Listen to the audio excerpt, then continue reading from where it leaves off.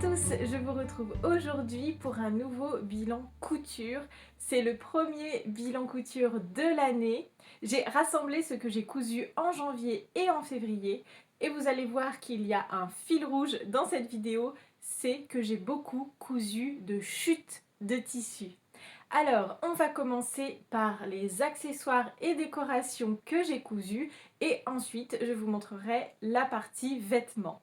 Alors, en termes de décoration, vous l'avez peut-être vu dans la dernière vidéo, j'ai cousu le petit bonhomme de neige. Alors bon, il n'a ni nez en carotte, ni bras en branche, finalement, en tout cas pour l'instant. C'est un peu du coup plutôt un fantôme de neige plutôt qu'un bonhomme de neige, mais je l'aime bien comme ça. Je lui ai mis une petite écharpe provisoire en maille pointelle que j'avais dans mes chutes, hein. J'avais un petit morceau comme ça dans mes chutes. Mais idéalement, j'aimerais j'aimerais lui crocheter une écharpe comme ça dans des tons verts aussi.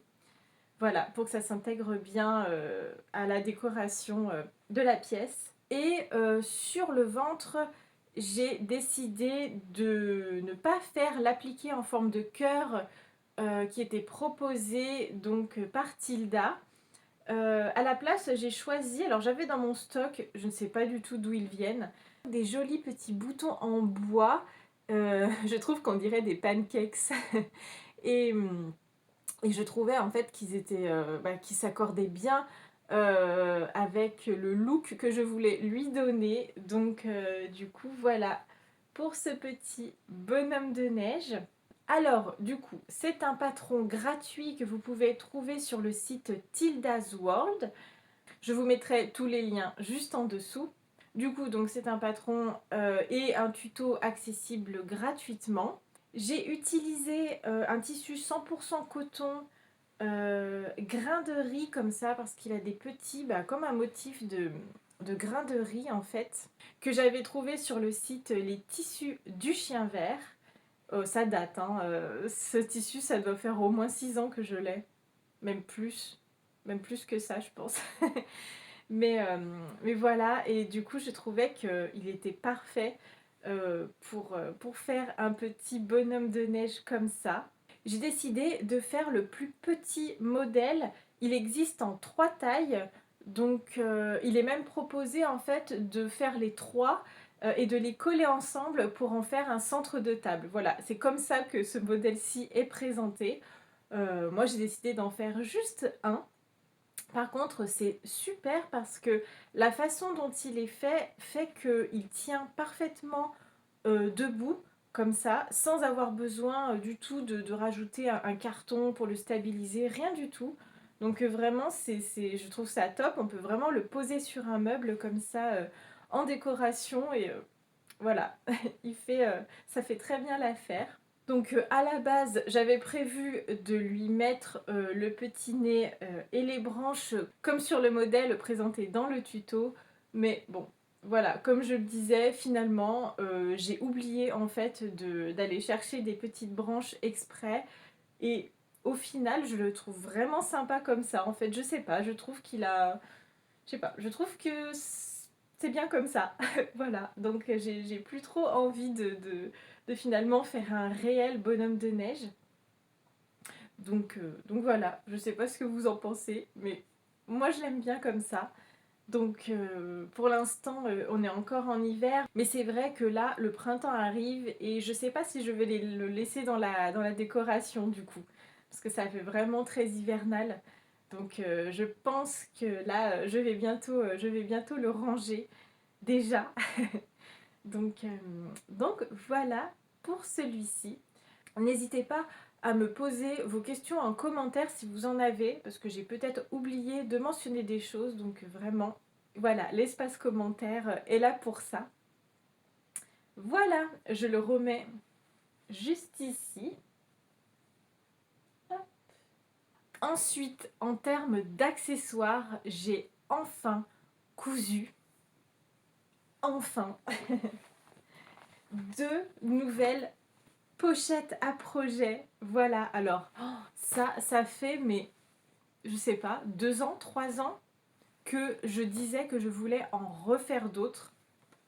Parce que j'en avais déjà cousu une en 2023.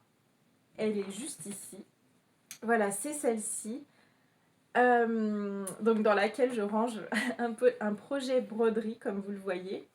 Et donc, je la trouvais hyper pratique, cette pochette, vraiment, j'adore. Je trouve ça trop bien. Ça peut servir à plein de choses. Ça peut servir pour, bah, comme moi, pour ranger les projets broderie. Ça peut aussi servir à ranger des projets couture. Donc, bon, forcément, il ne faut pas avoir 14 km de tissu à ranger dedans, mais vous pouvez tout à fait mettre, par exemple, une fermeture éclair, le tuto, le patron, voilà, enfin, des petits accessoires comme ça, même une petite paire de ciseaux, tout ce dont vous allez avoir besoin pour votre projet couture, des boutons, des voilà, enfin vous voyez ce que je veux dire. Et puis si en plus c'est un petit projet, vous pouvez même ranger les coupons de tissu dedans aussi. Voilà, vous pouvez aussi ranger des choses, même des choses administratives, parce que ce modèle-ci, par exemple, c'est un modèle A4. Donc, du coup, très très pratique pour ça. Voilà, moi j'avoue, je les ai plutôt faits pour mes projets broderie, voilà. Mais clairement, on en fait ce qu'on veut et vraiment je trouve que, je sais pas, je les trouve à la fois jolies, pratiques, bien pensées, donc parfait. Et donc ça faisait donc des années que je voulais en faire d'autres. Donc ça, c'est celle de 2023. Donc j'en ai fait 2 nouvelles avec 2 patrons différents.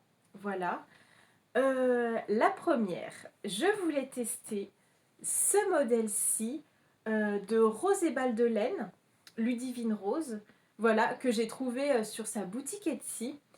Donc, alors la construction est très très différente de l'autre pochette. Je la trouve pas forcément ni mieux ni moins bien, elle est juste différente, voilà, c'est vraiment une construction très différente. C'est un modèle qu'elle appelle pochette pour point de croix. Voilà, donc elle l'utilise vraiment spécifiquement comme moi en fait pour les projets de point de croix. Donc on peut facilement ranger tout un kit, même la paire de ciseaux, le tambour, tout, on peut tout mettre dedans. Elle est légèrement plus grande que la première que j'avais faite. Voilà, vous pouvez voir comme ça qu'elle est un petit peu plus grande. Et ça me va très bien parce que j'ai des toiles parfois qui sont assez larges. Hop. Je suis partie dans un truc parce que vous voyez que j'ai brodé ici avec un point tout simple des motifs en fait. Donc vraiment, je me dis, en fait j'ai vu ces 2 grandes bandes unies sur le modèle et je me suis dit, ah j'ai trop envie de faire de la broderie dessus. Voilà. J'ai un peu hésité d'ailleurs à faire aussi cette partie, mais je me suis dit que ça allait être un peu trop chargé et je trouve que j'ai bien fait. Voilà. Donc je me suis amusée à faire donc des fleurs et des flamants roses pour rappeler le motif qui est juste ici dans la partie on va dire principale en quelque sorte. Voilà, qui est derrière la partie en vinyle. D'ailleurs, en parlant de matériel, j'ai utilisé donc cette popeline de coton qui vient de chez Made in Tissu. Alors je l'ai acheté il y a quelques années, donc je sais pas s'ils l'ont encore en stock, ça m'étonnerait. Mais voilà, j'avais craqué pour ce tissu-ci qui me fait beaucoup penser à la Camargue. Vraiment, moi, dès que je vois des flamants roses, ça me fait penser à la Camargue. Je ne sais pas si vous connaissez cette région dans le sud de la France, mais vraiment, voilà, ça me fait penser à ça. Donc j'aimais beaucoup ce tissu. J'avais envie de quelque chose d'un petit peu, je sais pas, marin, estival.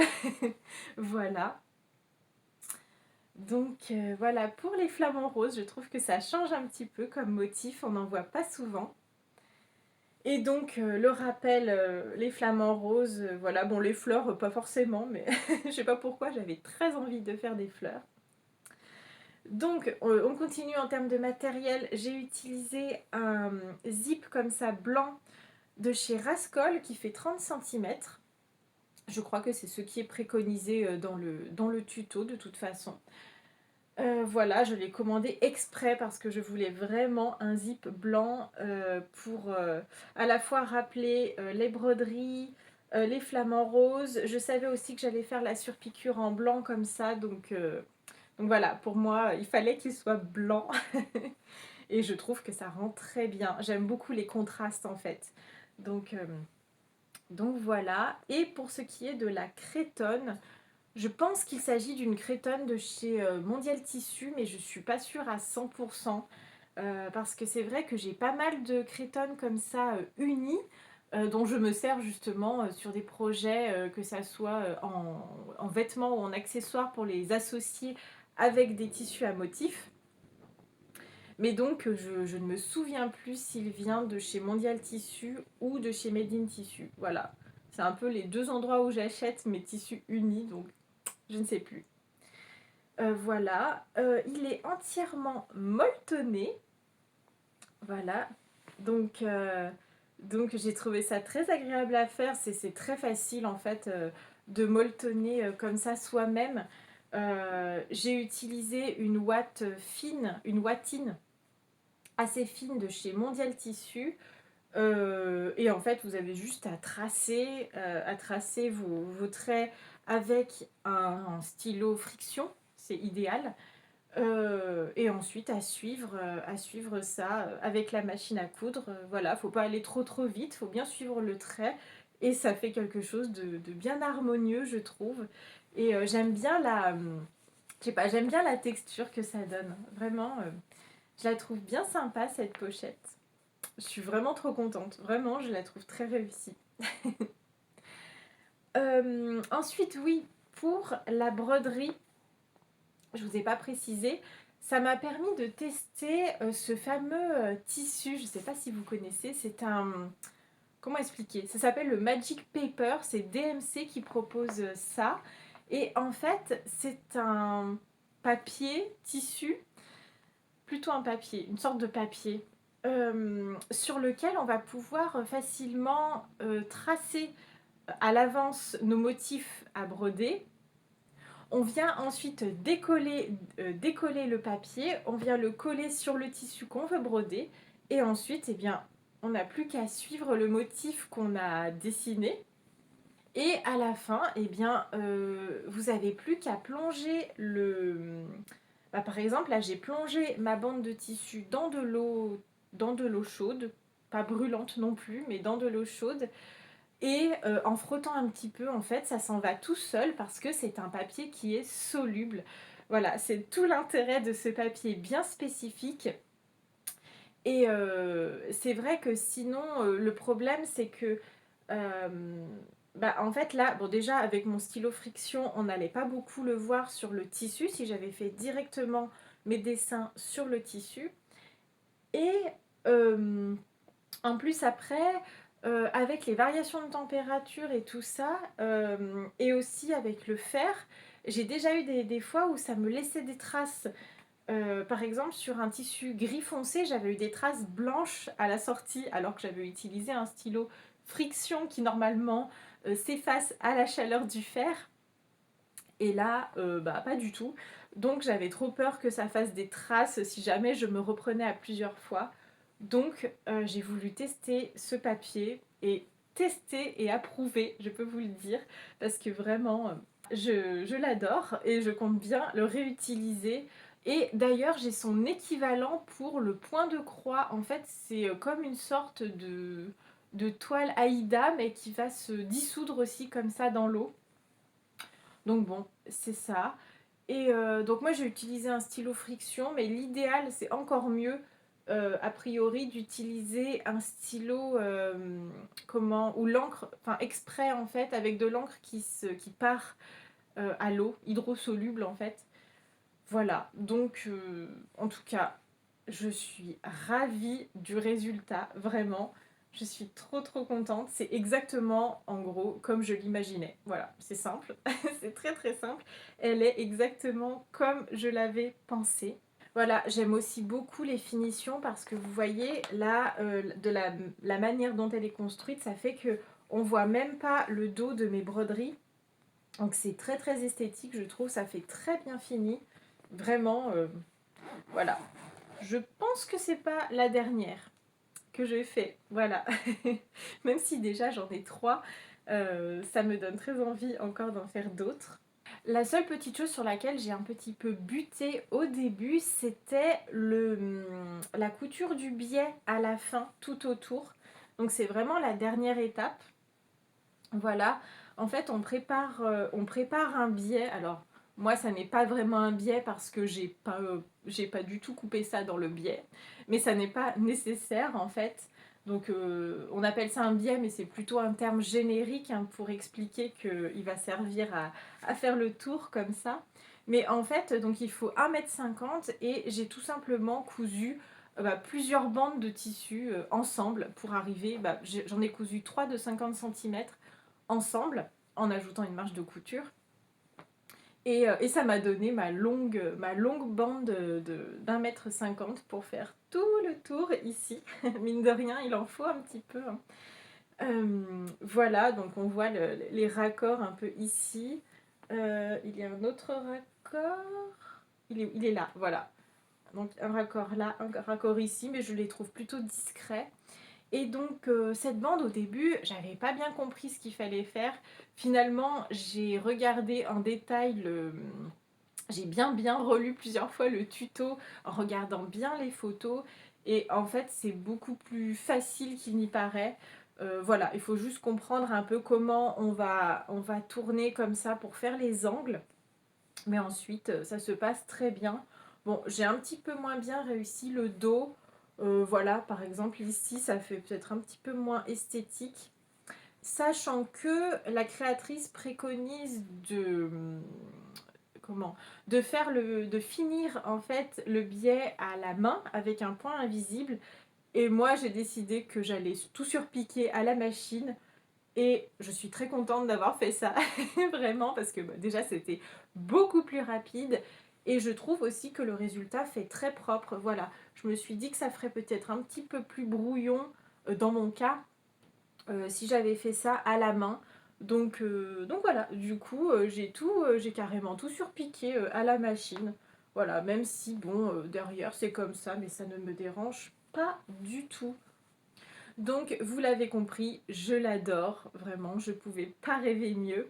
J'ai même envie, pour combiner autre chose, de me faire une petite fleur blanche au crochet pour l'accrocher ici à la fermeture éclair. Pour vraiment associer enfin, plein d'arts du fil différents sur le même projet. Je me dis que ça pourrait être sympa. Bon, après, j'ai essayé d'en faire une, pour l'instant je n'y arrive pas.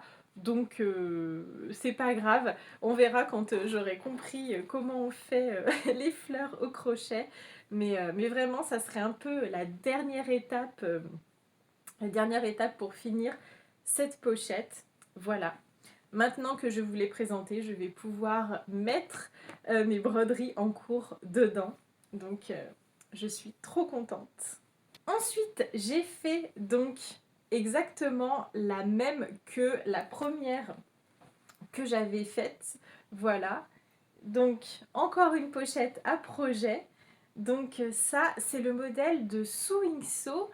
Il est disponible sur sa chaîne YouTube. Donc, vous avez une vidéo explicative.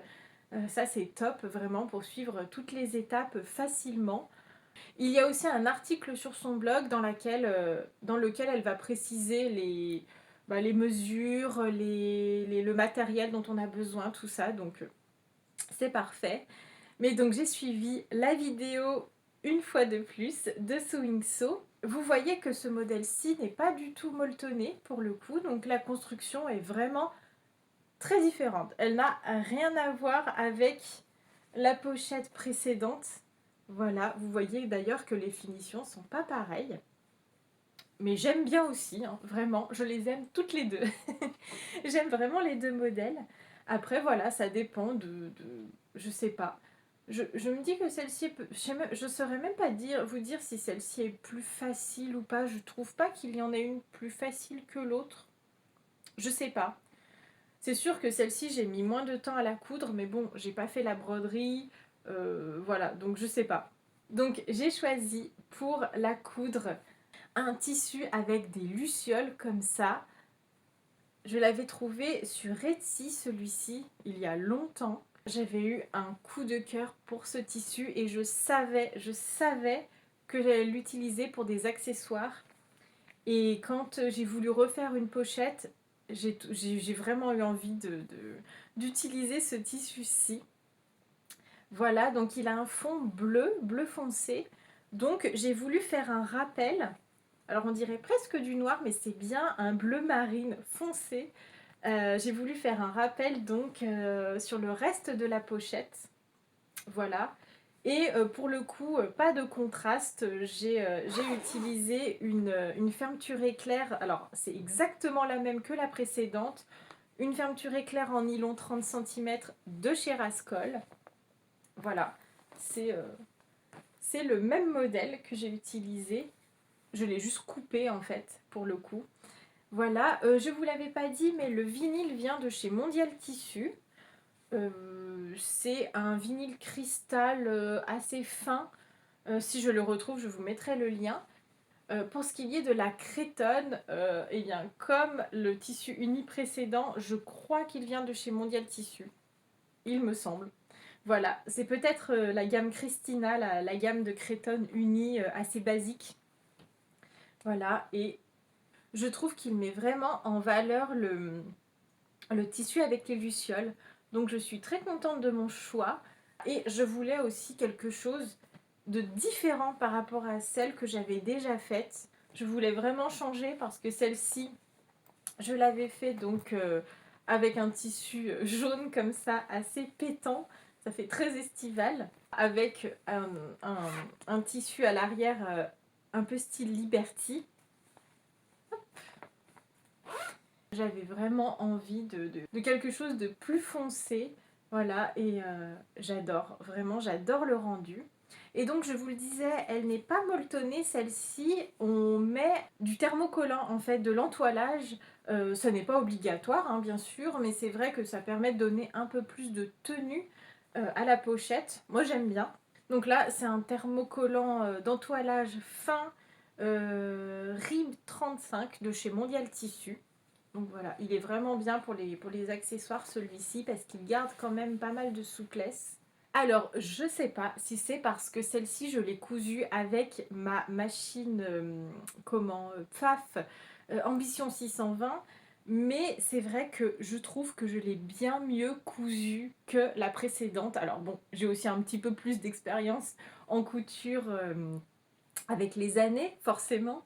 Mais c'est vrai que la précédente, bon, je sais pas si vous verrez, mais il y a des endroits où bah là, c'est pas forcément très, très droit. Ici aussi, je suis un peu partie. Bah, en fait, la couture, notamment du zip, était pas très concluante. Voilà. Sur les côtés aussi, les points sont pas forcément très réguliers. Alors, est-ce que ça venait de mon ancienne machine? C'était une Singer Simple. Pourtant, qui faisait plutôt des points réguliers d'habitude, mais je sais pas. Je l'ai peut-être mal réglé à l'époque.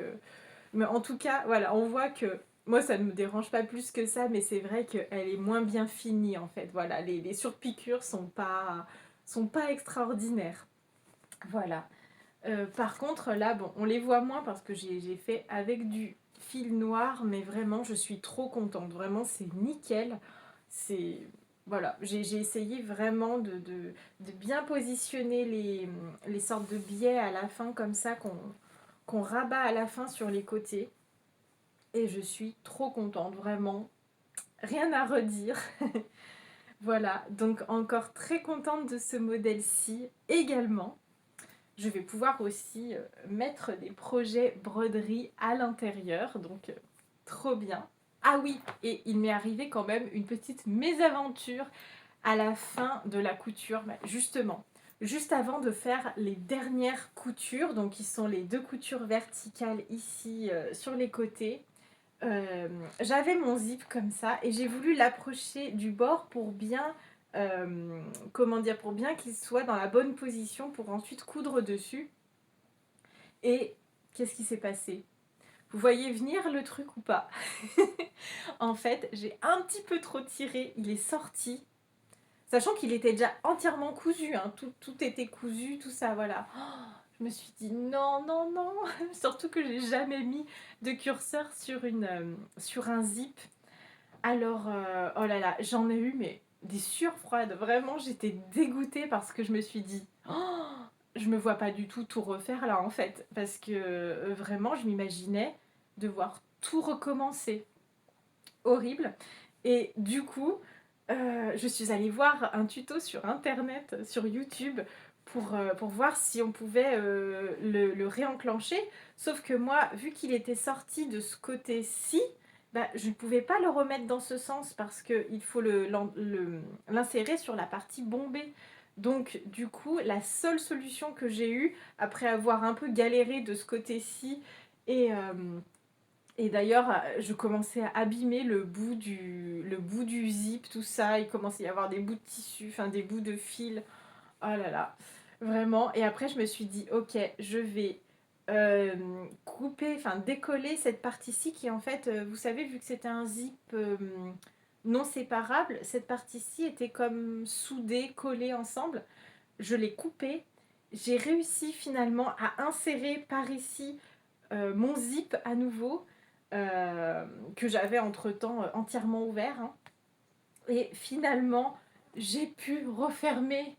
Et là, mais vous imaginez pas mon soulagement vraiment parce que je me suis dit ça y est, hein. Et j'étais prête vraiment à garder la pochette sans curseur, juste ouverte comme ça, sans pouvoir la fermer.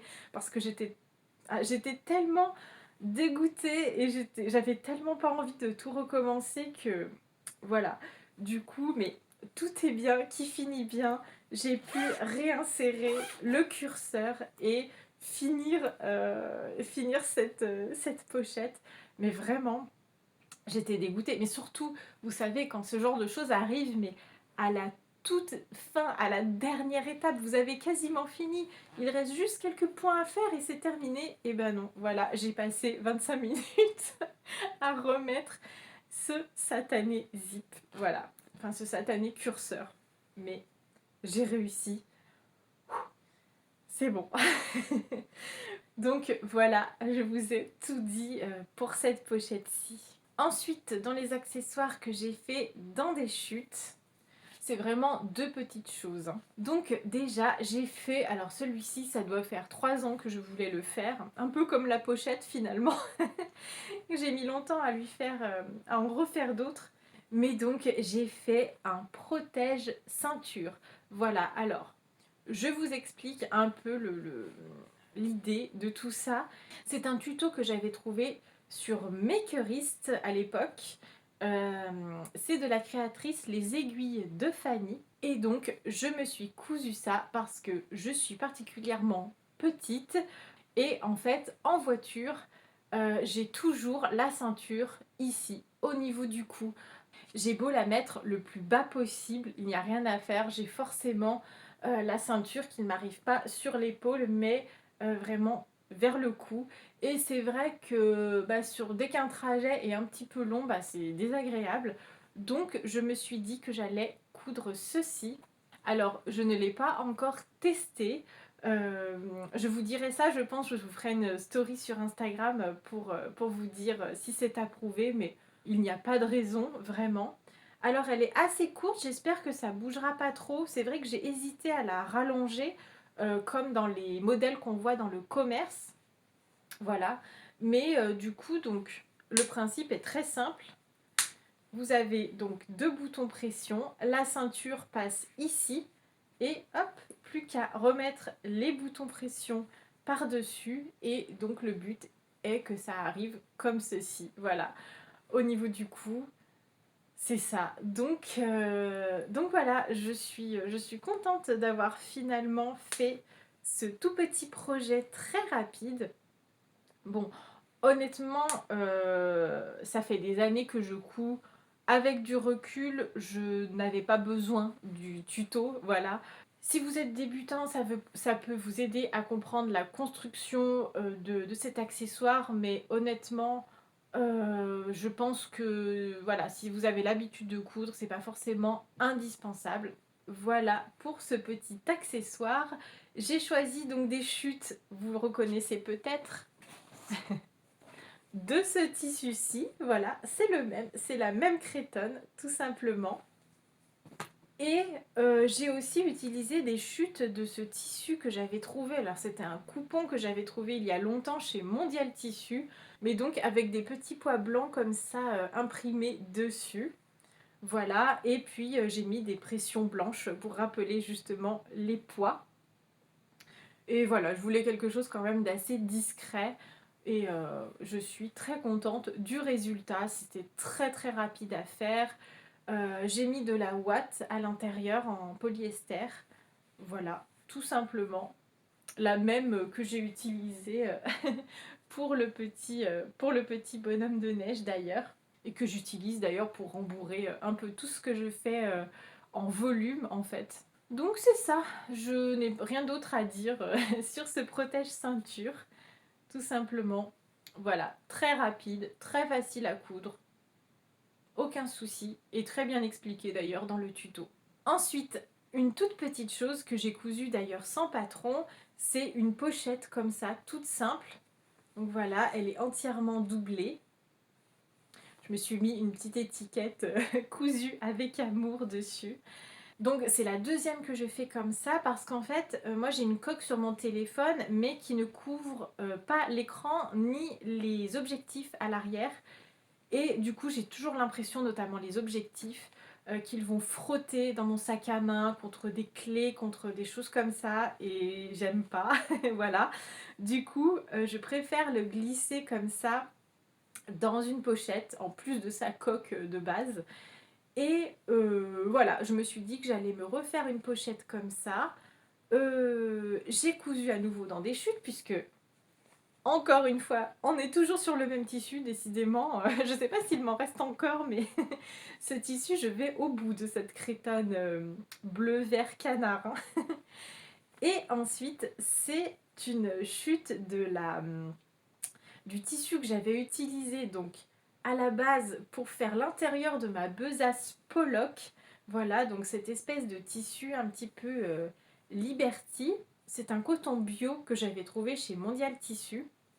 Et d'ailleurs, vous le retrouvez, j'avais déjà utilisé des chutes ici, voilà, pour ma fameuse pochette à projet. Et donc voilà, j'ai fait ça entièrement dans des chutes, sachant que, bon, je me suis un peu loupée dans mes mesures. Pourtant, je pensais que j'avais rajouté tout ce qu'il fallait en termes d'épaisseur, de marge de couture, tout ça. Mais finalement, c'était très juste à la fin. Donc, ce que j'ai fait, malheureusement, j'avais déjà posé le bouton pression à ce moment-là. Du coup, je me retrouve avec des trous puisque je l'ai retiré. Parce qu'en fait, j'ai décidé, une fois que la pochette était entièrement finie, j'ai décidé de finalement couper les marges de couture, ce que je n'avais pas fait sur les côtés comme ça. Donc j'ai tout, en fait, j'ai tout redécousu. Ici, voilà, vous avez cette partie que j'ai cousue, que j'avais cousue à la machine, mais que finalement j'ai fini à la main sur la deuxième version. Enfin, sur la deuxième, oui. Le deuxième essai, on va dire. Parce qu'il n'y a qu'une seule version, c'est celle-ci. Et donc, j'ai rouvert ici, j'ai tout redéplié. J'ai donc coupé les marges de couture ici sur les côtés à l'intérieur. Bien sûr, là, on ne les voit pas. Ce que j'aurais dû faire dès le départ, hein, bien sûr, mais je n'y ai pas songé.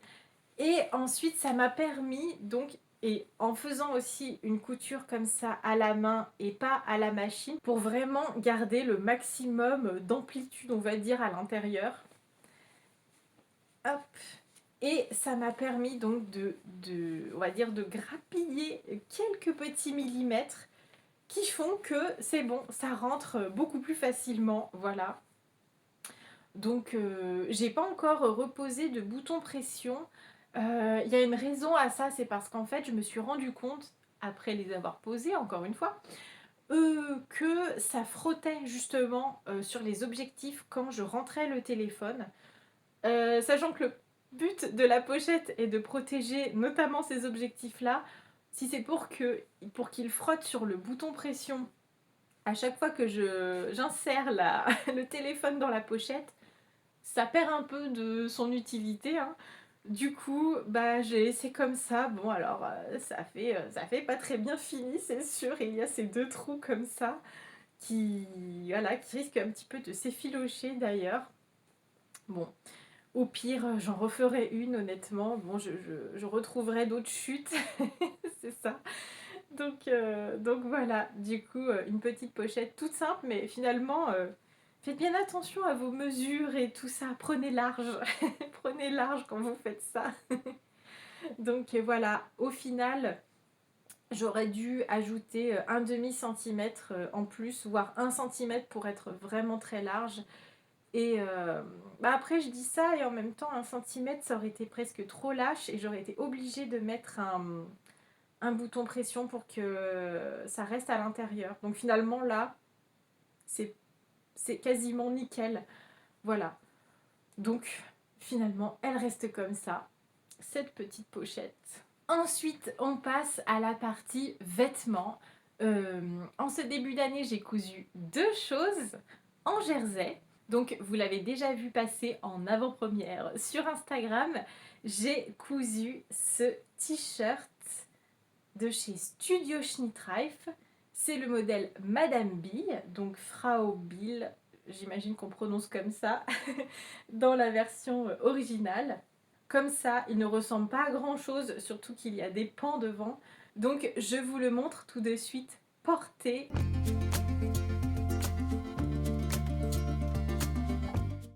Donc voilà, vous l'avez vu de manière beaucoup plus parlante, portée. Je suis trop contente du résultat. Il n'était pas forcément très facile à coudre. Comme je vous le disais, c'est un modèle de chez Studio Schnittreif. Ça doit être le 6e ou 7e modèle que j'ai fait de chez eux, de chez elles d'ailleurs, je crois que ce sont des créatrices.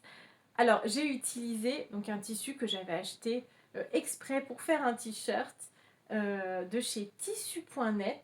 C'est un jersey de viscose, donc avec des rayures comme ça, vertes et blanches. J'aime beaucoup. J'ai essayé encore une fois de respecter ma colorimétrie et je suis trop contente parce que je trouve que ça me va bien. J'ai choisi de coudre la taille XS. C'est la taille que je choisis à chaque fois pour les patrons que je couds de chez Studio Schnittreif. Voilà, sachant que il préconise de rajouter la marge de couture, ce que je n'ai pas fait et je suis très contente de ne pas l'avoir fait parce que bah, je trouve que déjà, enfin voilà, je trouve qu'il tombe très bien en fait et, euh, et c'est ça. Donc je me suis dit que c'était pas la peine. J'ai pas suivi les instructions, mais je suis très contente parce que ça, bah, tout va bien. Voilà, hein, ça s'est très bien passé. Surtout que c'est un t-shirt qui ne se veut pas moulant. Il n'est pas cousu en aisance négative. Donc il y a vraiment une petite marge de manœuvre, hein, donc voilà. Du coup, je me suis permise de faire ça sur ce modèle. J'ai trouvé que c'était un tissu pas facile à travailler parce que ce jersey de viscose, il est très fin, très fluide comme ça. Alors, j'adore le rendu, je suis très contente. Mais c'est vrai que c'était pas facile à manipuler en fait, à coudre, tout ça. Voilà, et je trouve que c'est quelque chose d'ailleurs d'assez commun avec les tissus fins. Ça me fait penser à la viscose que j'ai cousue pour faire la robe. J'ai oublié le nom. Je vous mettrai la photo ici. Donc en fin d'année dernière, j'avais cousu comme ça cette robe dans un tissu en viscose assez fin et c'est pareil, je trouve ça plus difficile à manipuler, hein, voilà, tout simplement, et à coudre. Et donc finalement le rendu est bien. Bon là vous voyez que là ça a un petit peu gondolé, n'est-ce pas? Enfin pas gondolé mais ça c'est un petit peu... Ça a fait comme des fronces on va dire. Bon voilà, c'est vrai que c'était pas pareil. Pourtant j'ai pas trop tiré Sur le col, d'ailleurs, j'ai même fini avec un point droit parce que c'est une partie qui n'est pas vouée à être étirée. Le col est tellement large en fait que la tête passe très très largement. Voilà. Euh, du coup, j'ai même terminé, enfin j'ai même cousu ça sans utiliser un point élastique en fait de la machine à coudre. Mais c'est vrai que du coup ça a fait ça. C'est pas hyper gracieux, mais une fois porté, ça se voit pas du tout en fait parce que vu que on a un nœud là sur le devant, bah, il y a naturellement des plis qui se forment ici et je trouve que ça gêne pas du tout. Voilà, tout simplement. À l'arrière, il est comme ceci. Voilà, il y a deux grands pans comme ça à l'avant. Je n'ai pas fait la découpe au centre. Voilà, sur le patron, en fait, vous avez une découpe comme ça au milieu. Je pense que ça facilite peut-être la couture à la fin des pans, je sais pas. Mais en tout cas, voilà, je voulais pas, en fait, au vu des rayures, je voulais pas avoir un raccord un peu disgracieux comme ça au milieu, parce que en gros, si le raccord était pas nickel, avec un petit décalage, ça allait faire un peu étrange, je pense, en tout cas selon moi. Et du coup, je me suis dit, mais il y a une solution très simple, je ne fais pas cette découpe. Voilà, je l'ai coupé vraiment comme un, un pan entier, comme ça, au lieu d'avoir deux parties. Et donc sans cette couture au milieu. Et finalement, encore une fois, je me suis servi du fait que je savais que ça allait être quelque chose, enfin un t-shirt un peu fluide. Du coup, voilà, c'était pas grave si par exemple il y avait euh, un peu un centimètre en moins, un centimètre en plus. Voilà, bon, c'est pas dramatique. C'est peut-être pour ça que mon col a un petit défaut comme ça, je sais pas. Mais en tout cas, je suis trop contente d'avoir fait comme ça parce que il aurait fallu que le raccord soit vraiment parfait. Ou alors volontairement en décalé, mais moi j'avais pas envie de ça. Donc voilà, du coup j'ai modifié cette partie-ci. Il n'y a pas de couture au centre. Voilà, ça aurait été un tissu uni, je l'aurais fait honnêtement parce que je trouvais que ça apportait quelque chose d'un petit peu original. C'est vrai qu'on voit pas souvent comme ça des t-shirts avec une couture centrale, mais du coup là avec ce motif-ci, non non non, j'avais pas envie. J'ai trouvé que les pans n'étaient pas forcément très simples à coudre. Je trouvais qu'il manquait peut-être des explications parce que moi, vous voyez sur le bas ici, bah j'ai fait un petit peu, j'ai fini à la main comme ça, un peu discrètement, mais je savais pas trop quoi faire du bas du triangle en fait, on va dire. Je savais pas trop comment le positionner, tout ça. Donc j'ai bricolé un peu à ma sauce, mais c'est vrai que bon, heureusement ça se voit pas du tout une fois porté. En fait, ça tombe du bon côté, donc on voit pas du tout mes drôles de finition comme ça à l'arrière. Heureusement, mais c'est vrai que du coup, je me suis dit oh, j'aurais bien aimé des explications plus détaillées en fait pour cette partie-ci. Voilà. C'est tout. Et là, c'est vrai que peut-être que pour le col, j'aurais voulu. Peut-être il aurait fallu que je répartisse mieux ça avec l'avant, l'arrière, les côtés. Oui, c'est vrai que j'ai fait un peu ça. Mais je crois qu'on nous préconise d'ailleurs de le faire en main libre comme ça, donc sans forcément prendre de repères à la base, mais de poser le biais comme ça à la fin. Mais bon, finalement, ça rend pas si mal, voilà. Donc, comme je vous le disais, c'est pas grave, je suis quand même très contente. Je compte clairement le porter là dès le printemps-été, parce que je le trouve vraiment sympa. Je trouve le rendu vraiment sympa de ce t-shirt. Voilà, je crois que je vous ai tout dit pour celui-ci. Et enfin, alors, celle-ci, je l'ai littéralement terminée hier soir. C'est vraiment du tout frais. Je l'ai terminée et même j'ai fait toute la couture hier soir parce que c'était très rapide. J'ai cousu ma première culotte. Voilà. Alors, je vous la montrerai pas portée pour le coup, mais le rendu est exactement comme sur la photo du site, en fait, tout bonnement. Je suis trop contente. En fait, je vous explique. C'est un modèle de chez Atelier Adriette. je n'avais pas du tout prévu de coudre ce modèle-ci de culotte. Je voulais tester, voilà, de me faire une culotte comme ça en jersey. Mais à la base, j'avais pensé à un autre patron. Je vous en avais parlé d'ailleurs, mais je ne sais plus lequel c'était. J'ai oublié. Et du coup, l'autre jour, je vais donc sur le site de chez Atelier Adriette pour acheter le patron de la polaire Sherpa, donc que je compte coudre là dans les semaines qui viennent. Et je suis tombée un peu par hasard sur ce modèle, en fait, sur ce patron de culotte qui est fait entièrement avec des chutes de jersey. En fait, il n'y a pas d'élastique de lingerie du tout. Vraiment, c'est 100% de chute en jersey, de tissu jersey, tout simplement. Donc ça m'a un peu intriguée. Il y avait des très bons avis.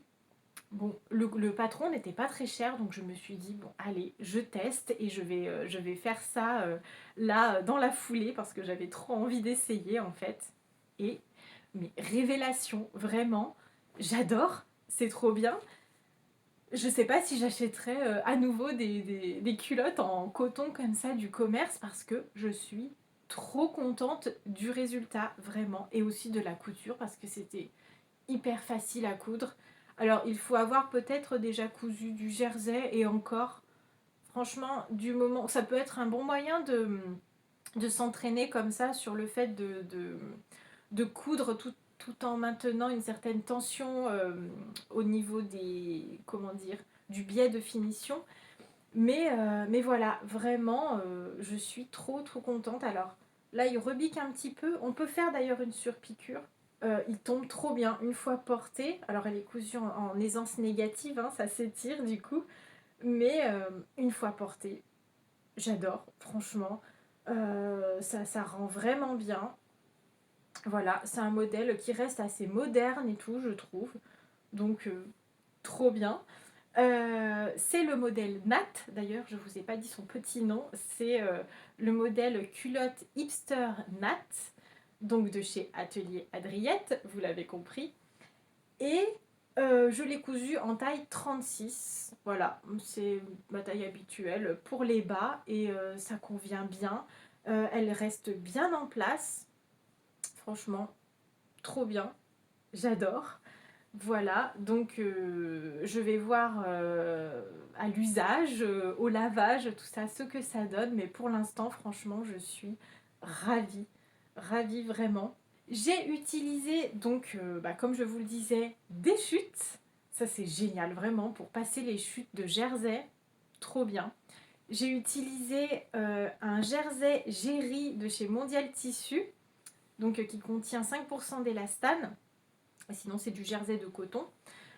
Je l'avais utilisé pour faire mon legging papaye, voilà, celui-ci.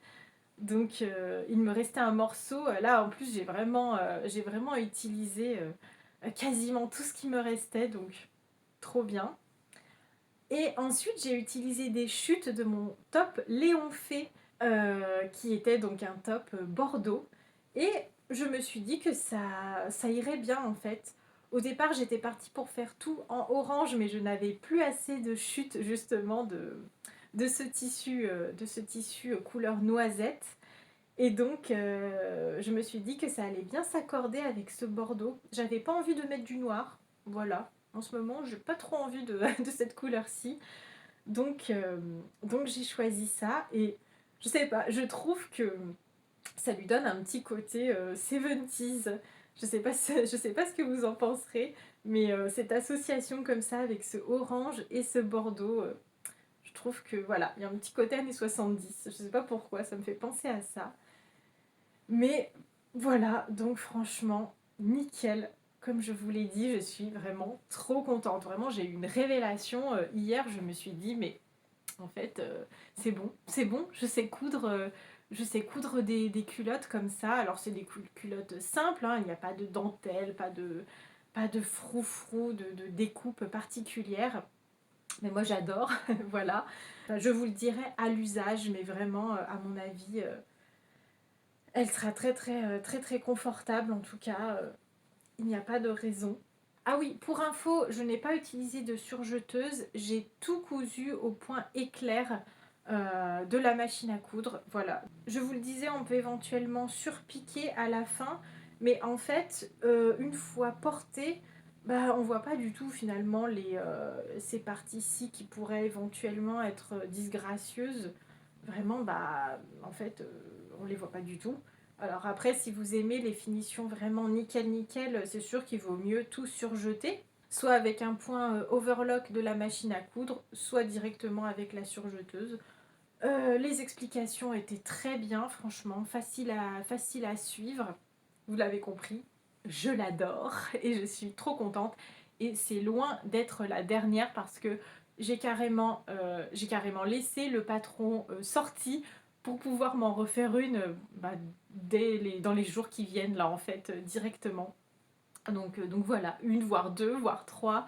J'ai déjà songé à des chutes en fait de jersey que j'ai dans lesquelles j'avais fait d'autres choses. Ah oui, et je vous ai pas dit, le jersey que j'ai utilisé, c'est un jersey bordeaux que j'avais trouvé sur le site Drissenstoffen. Et pour le coup, celui-ci, il est 100% coton. Donc voilà, on a fait le tour pour ce bilan couture numéro 14. Donc je vous ai montré tout ce que j'ai cousu en janvier et en février. Sachant qu'en janvier, j'avais fait uniquement le t-shirt. Donc bon, c'est surtout mes coutures de février du coup. Que vais-je coudre au mois de mars? Eh bien, je compte coudre notamment un legging papaye, un t-shirt Hercule, ma polaire Sherpa, et en termes de décoration, ce sera plutôt des choses sur le thème de Pâques, voilà, qui approche petit à petit. Donc voilà, donc ça c'est ce que j'ai envie de coudre. On va voir en fonction du temps, de l'énergie, de tout ça, ce que j'arrive à faire. J'espère que vous avez bien démarré l'année en termes de couture. Je vous souhaite aussi un mois de mars plein de créations, de ce dont vous avez envie, voilà, en termes d'art du fil au global. N'hésitez pas à mettre un petit j'aime si vous avez aimé la vidéo. N'hésitez pas bien sûr à vous abonner à la chaîne pour suivre la suite des bilans couture tout au long de l'année 2026. Et moi, je vous dis à très bientôt dans une prochaine vidéo.